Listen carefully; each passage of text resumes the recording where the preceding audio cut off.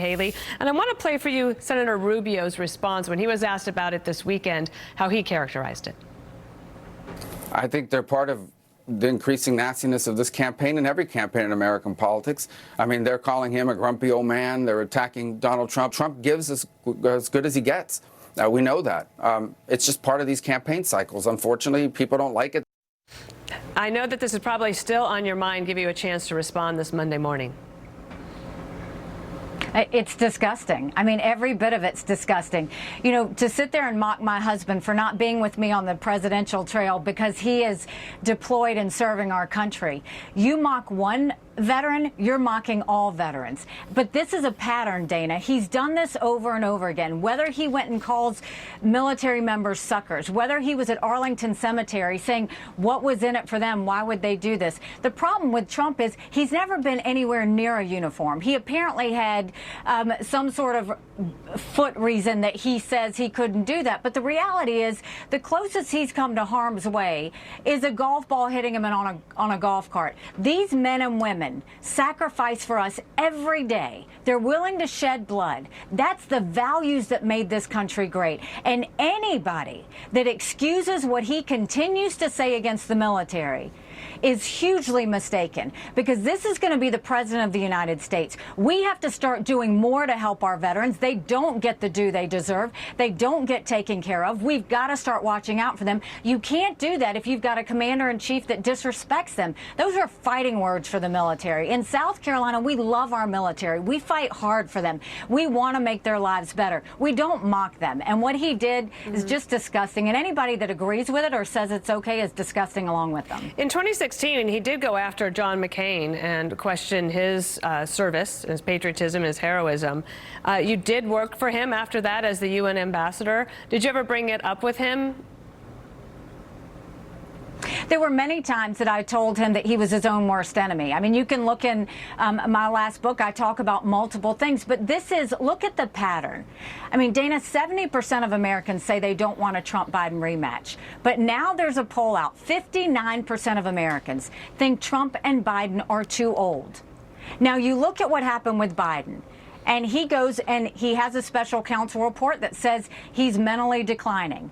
But you look at Trump. He goes off script from a teleprompter for 2 minutes, and he criticizes the military, mocks my husband, but he also goes and takes the side of Putin in NATO and says that he would actually encourage Putin to invade our allies. This is what you're getting.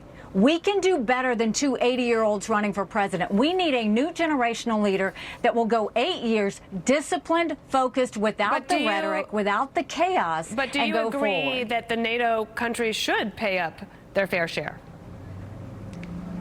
Dana, the NATO countries should pay their fair share, but let's not mistake the fact that when he said that, he put every military member in danger. He put every country in danger. Russia has never invaded a NATO country. That alliance is rock solid. It's a success story for 75 years. We want them to pay more, and we should do that. But the last thing you do is side with a guy who kills his opponents, side with a guy who has imprisoned Evan Gersovich because he was a journalist, side with a guy who's made no beef about the fact that he wants to destroy America, and you're going to side with a thug like that?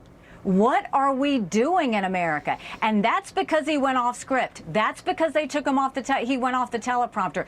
That's what you're going to get, is unhinged chaos. And that only makes Joe Biden sound senile. Or sound sane. And so when you get Donald Trump making Joe Biden sound sane, it's more of the reason why Donald Trump can't defeat Joe Biden. They're taking everything he's saying and they're going to use it against him. But look at any of the polls.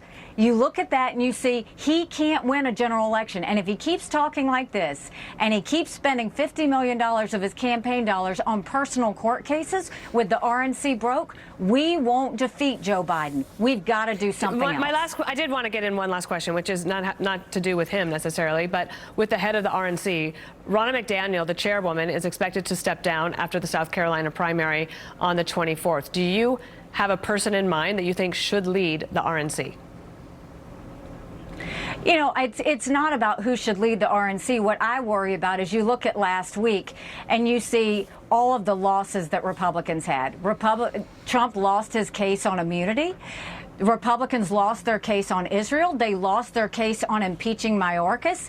Then you go and you have the RNC chair lose her job. Trump had his fingers in all of that. How many more times do we have to lose before we realize that he is the problem? He lost in 2018, he lost in 2020, he lost in 22, and he lost last week. This is a pattern that's going to lead us to a President Kamala Harris if we don't change course. All right. And just to be clear, the Supreme Court has not ruled on the immunity case, but widespread agreement that that did not go well for the president's case. Nikki Haley, thank you. Thanks. Go to NikkiHaley.com and join us. Bill?